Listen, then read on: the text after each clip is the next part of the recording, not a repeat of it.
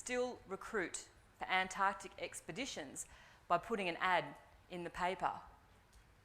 And I answered the ad.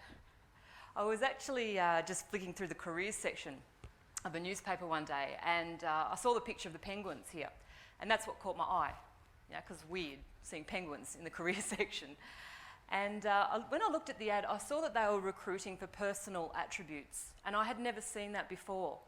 And I thought, what a fantastic concept, what a great idea. I was managing customer service staff at the time, and I thought, imagine if I could recruit people who actually had empathy and, in the customer service role, actually wanted to help people and solve problems.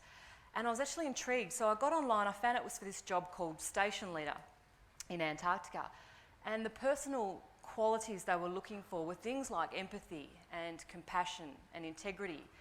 And so I thought, I was thinking, how do they recruit for qualities? Like, what questions are they asking at the job interview, to find out if someone's got empathy? What do you ask to find out if someone's got empathy?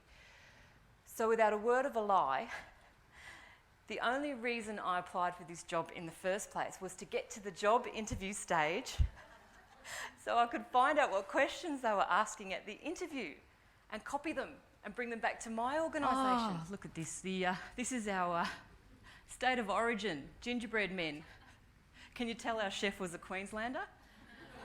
Look at Queensland. Look at the blues. This one's got a leg missing. One's on his face. But this was a big lesson for me. I'll give you the background. Whoever works on slushy, so slushy is the person who helps the chef. Every day one of us had to help the chef, peeling potatoes and stuff. Whoever works on slushy gets to pick the music that's piped around the station radio station from the MP3 player. And that's a little sweetener for being on slushy. A couple of the guys one from Brisbane and one from Sydney decided that when it was their turn to be slushy, they didn't want to listen to music. They were going to stream the State of Origin match instead. 3 people came and saw me and they said, Rachel, the rule is slushy picks the music, not sport. Okay? Next day, 3 other people came and saw me and they said, no, Rachel, the rule is it's slushy's choice, full stop. There was no rule. There was no rule. It's one of those little conventions that hang around every workplace. There was no rule. I'm thinking, what do I do? What do I do? So I canvassed all 17 people. I said, what do you think we should do? What do you reckon we should do? What do you think we should do? I managed to turn this into the biggest issue to hit Antarctica in 58 years. Seriously, because people who didn't even know this was going on, suddenly it's all anyone could talk about.